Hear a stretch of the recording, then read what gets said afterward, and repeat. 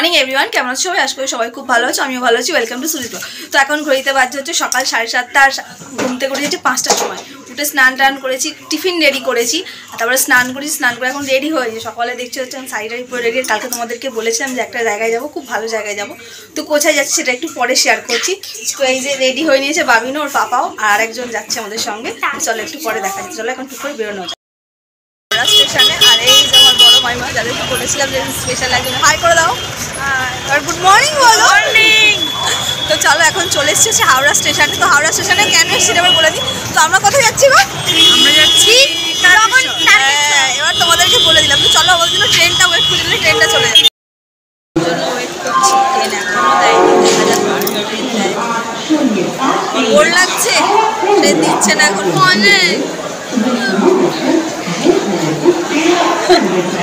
তো মোটামুটি টিকিট কেটে কিছুক্ষণ ওয়েট করার পর মোটামুটি আধ ঘন্টা 45 মিনিট মতন ওয়েট করলাম, তারপরে ট্রেনটা পেলাম। নাম হচ্ছে তারকেশ্বর স্টেশন। আর এই যে পিছনে হচ্ছে ট্রেনটা, সরি ট্রাম বলে ফেলছি। এখনই জাস্ট নাম নেওয়ার ভিড়টা তোমাদেরকে দেখাচ্ছি, মানে আজকে। তারপর ট্রেন থেকে নামার পর দেখি মারাত্মক ভিড়। এমনি দিনে ভিড় হয় এতটা, সেটা আজকের দিনে না এলে বুঝতেই পারতাম না। মন্দিরের দিকে যাওয়া যাক, এখানে অনেকটা হেঁটে যেতে হবে যদি। তো তারপর মন্দিরের কাছাকাছি গিয়ে আমরা একটা হোটেলে ব্যাগ ট্যাগ সমস্ত কিছু রেখে বাবিনকে ওখানে চেঞ্জ করিয়ে তারপরে ডালা ঢালা নিয়ে এই যে বাবার মেন মন্দিরে আমরা এখানে প্রবেশ করলাম। আর মন্দিরের ভেতরেও মোটামুটি আজকে খুব ভালোই ভিড় হয়েছিল বাবার এখানে। আর এই যে হচ্ছে তারকেশ্বর বাবার দুধ পুকুর। তো আমরা এখানে স্নান করিনি, শুধু বাবিনকে স্নান করিয়েছিলাম। আর আমরা আমরা দুধ পুকুরে হাত পা ভালো করে ধুয়ে গায়ে জল ছিটিয়ে নিই। তো এই যে এখন বাবাকে যে মাথায় জলটা ঢালবো, পুজোটা তো ডালা দিয়ে পুজো দেওয়া হয়ে গেছে, এবার বাবাকে যে দুধ গঙ্গা জলটা ঢালবো, তো সেই লাইনটা দেখো, আমার সামনেও কত লোক। আর জল ঢালার জন্য আর কি কলসি নিয়ে নেওয়া হয়েছে, জলের মধ্যে নেওয়া, আর ডালা নেওয়া হয়েছে, সেটা পুজো দেওয়া হয়ে গেছে। তো ব্যাস এবার মেন লাইনে আমরা চলে এলাম। তো বাবার মাথায় জল টল ঢেলে খুব ভালো করে বাইরের দিকে বেরিয়ে এসে আমি ভিডিওটা করেছি, কেন ভেতরে তো ভিডিও করা অ্যালাউ নেই। আর যেখানে ভিডিও করা অ্যালাউ নেই সেখানে আমার মনে হয় করাটা উচিতও না। তো তারপরে পুজো টুজো দিয়ে খুব ভালো করে, মানে খুব ভালো করেই আজকে বাবাকে পুজো দিতে পেরেছি আমরা। তো এই যেই হচ্ছে এই হোটেলটা সরকার ভবন। তো এখানে আমরা ব্যাগপত্র সমস্ত কিছু রেখেছিলাম, আর এখান থেকেই আমরা ডালাটা নিয়েছিলাম। তো এনাদের এখানকার দোকানকার এটা খুবই। আমাদের তো পুজো টুজো দেওয়া কমপ্লিট। তো এবার তো কিছু খাওয়া দাওয়া করতে হবে। তো আমি যেহেতু বাড়ি থেকে খাবার বানিয়ে নিয়েছিলাম, তো চলো কি কি বানিয়ে নিয়েছিলাম তোমাদেরকে। তো এই যে সাদা লুচি আর নিরামিষ আলুর দম বানিয়ে নিয়ে এসেছিলাম। এখানে বড় মাইমা, চালদা, সবাইকে আমি টিফিন দিয়ে দিচ্ছি, সবাই খাচ্ছে, ভালো হয়েছে খেতে। তো চলো একটু টিফিন করে নিই। টিফিন না, মোটামুটি বেলা 12:30 বেজে গেছে। তো আমরা এখান থেকে আরেকটা জায়গায় ঘুরতে যাবো। তো সেই জন্য আমরা যে আর কি হোটেলে রয়েছি, পোশাক নিয়েছি সেখান থেকে, তো সেখানে বসে টিফিনটা করে নিচ্ছি। তো মন্দির থেকে বেরিয়ে এবার সব আচারের দোকানগুলো থাকে, অনেকগুলোই আচারের দোকান, আরও অনেক কিছুর দোকান। তো বড় মাইমা এখানে বাড়ির জন্য একটু 2 রকমের আচার নিল। তারকেশ্বরে যখনই মোটামুটি আমরা যাই আচার টাচার একটু কিনে নিয়েছি। তো এবারটা আমি আর আচার কিনে নিই, বড় মাইমা একাই কিনেছে। এখন সে হচ্ছে ডুগডুগি কিনলো, তার বদিটাকে কিনে দিল। চলো চলো, নাতিকে এখন দিদা ডুগডুগি কিনে দিয়েছে। নাতি বাজাবে আর দিদা নাচবে।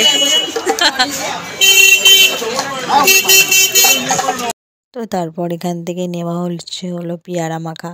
আর যেখানে যাব মাখা টাকা দেখলেই তো আমাদের তো খেতে ইচ্ছে করে। তো পেয়ারা মাখা নিয়ে নিলেন মিস্টার হালদার।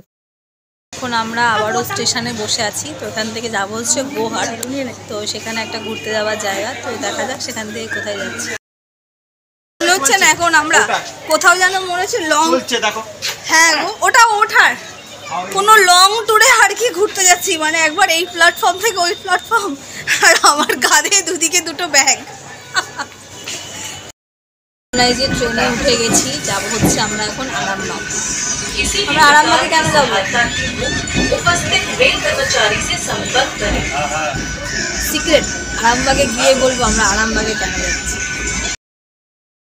আরামবাগে, তো এখান থেকে যাবো হচ্ছে আমরা কামারপুকুর। তো তার জন্য আমাদেরকে ওই যে পিছনে টোটো স্ট্যান্ড, সেখান থেকে টোটো ধরতে হবে। তো তারপর চলে এলাম হচ্ছে আমরা রামকৃষ্ণ মঠে। তো এসে দেখছি মঠ বন্ধ, 4টের পরে আর কি খুলবে। তো বাইরের ভিড়টা দেখো, আজকে মোটামুটি সব জায়গাতেই খুব ভালো ভিড় ছিল। এখানে ভিতরে আর কি রামকৃষ্ণ মঠের যে মেন পয়েন্টটা সেখানে ভিডিও করা অ্যালাউ নেই, তো আমি ভিডিও করিও নি আর ছবিও তুলিও নি, যেটা উচিত না, তাই তো। চলো, এখানে নাতির বায়না আইসক্রিম খাবে, তো দিদিকে তো কিনে দিতেই হবে, যখন আইসক্রিম কেনা চলছে।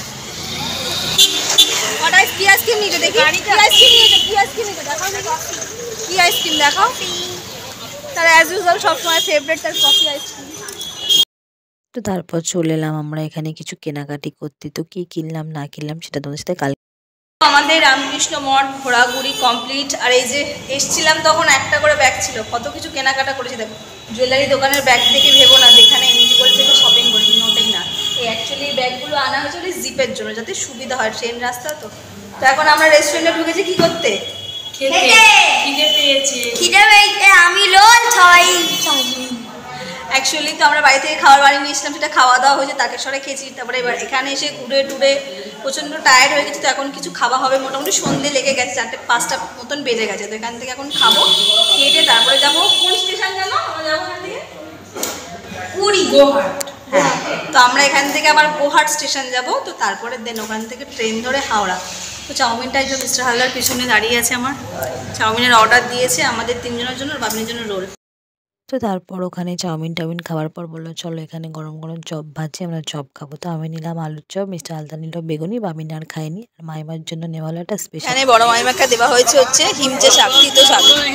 দেখ ঘুরতে বেরিয়ে তিতো খাচ্ছে, ভাবতে পারছো জামাই শাশুড়িকে তিতো কিনে খাওয়াচ্ছে।